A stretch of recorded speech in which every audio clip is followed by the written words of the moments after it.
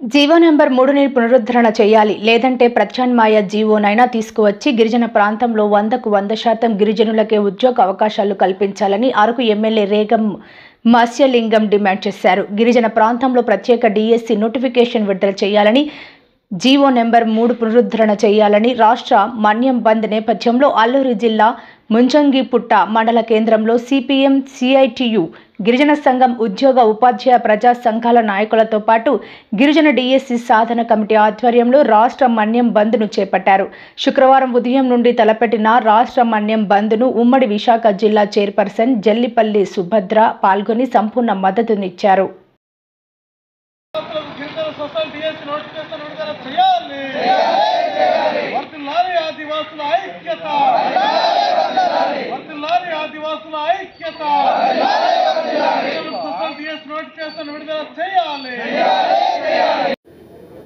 నా పేరు ఎంఎం శ్రీను.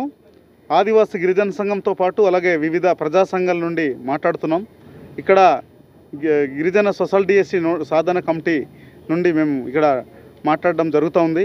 ఈరోజు రాష్ట్ర ప్రభుత్వం విడుదల చేసినటువంటి మెగా డిఎస్సి ఆదివాసీ నిరుద్యోగులకి దగా డిఎస్సిగా మారింది.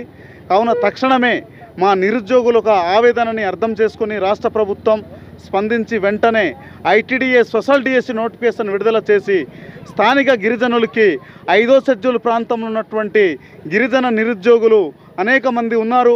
వారందరూ కూడా ఐటీడీఏ ద్వారా నోటిఫికేషన్ ఇచ్చి 100కు 100% ఉద్యోగాలన్నీ కూడా స్థానిక గిరిజనుల చేతే భర్తీ చేయాలి. గతంలో ఎన్నికల ముందు రాష్ట్ర ముఖ్యమంత్రి వర్యులు అరకులో వచ్చి ప్రకటన చేసినటువంటి హామీలు అమలు చేయాలి. జీవో నెంబర్ 3ని పునరుద్ధరణ చేస్తామన్నారు. అది పునరుద్ధరణ చేయకుండా నేటికి నిమ్మకు నీరెత్తినట్టు వ్యవహరిస్తూ ఉన్నారు. అలాగే గిరిజన ప్రాంతంలో ఎటువంటి ఇటీవల కాలంలో చూసినప్పుడు ఉద్యోగ ఉపాధ్యాయ నియామకాలు వచ్చినప్పుడు గిరిజన నేతరులకే ఉద్యోగాలు ఇవ్వడం అనేటువంటిది చాలా బాధాకరమైన విషయం. జీవో నెంబర్ 3ని పునరుద్ధరించాలని, లేదా అనుకుంటే దానికి ప్రత్యామ్నాయమైనటువంటి జీవోని తీసుకురావాలని, దాని ద్వారానే ఏజెన్సీ ప్రాంతాల్లో ప్రత్యేక డిఎస్సిని ఏర్పాటు చేయాలని చెప్పేసి కోరుతూ ఈరోజు మన్యం ప్రాంతం అంతా కూడా రాష్ట్ర వ్యాప్తంగా బంద్ అనేటటువంటిది ఏర్పాటు చేయడం జరిగింది.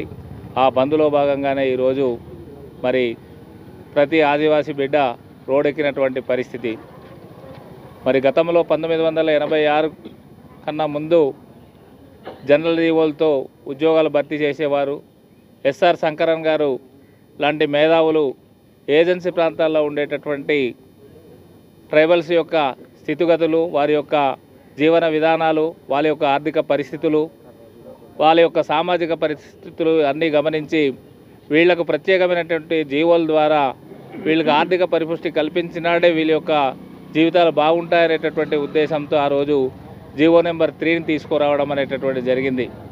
ఆ జీవో నెంబర్ 3 ద్వారా ఏజెన్సీ ప్రాంతాల్లో ఉండేటటువంటి ఉపాధ్యాయ పోస్టులు కానీ, అలాగే ఏఎన్ఎం పోస్టులు కానీ, ఇలా చాలా పోస్టులు ఏజెన్సీలో ఉండేటటువంటి విద్యావంతుల చేతవే భర్తీ చేసేటటువంటి ప్రక్రియ చేయడం అనేటటువంటి జరుగుతూ ఉంది. అప్పటి నుంచి మరి ఏజెన్సీ ప్రాంతంలో ఉండేటటువంటి నిరుద్యోగులంతా కూడా ఎంతో కొంత లబ్ధి పొందడం, వాటి ద్వారా వారు ఆర్థికంగా ఈరోజు బలపడడం జరిగింది. సమాజంలో కూడా వారికి ఒక మంచి గుర్తింపు అనేటటువంటి తీసుకొచ్చేటటువంటి తరుణంలో మళ్ళీ 2022లో ఓ గిరిజనేతరుడు సుప్రీంకోర్టులో కేసు వేయడం వల్ల జీవో నెంబర్ 3 మరి ప్రెసిడెన్షియల్ ఆర్డర్కి మరి అనుకూలంగా లేదని చెప్పేసి జీవో నెంబర్ 3ని కొట్టివేయడం జరిగింది.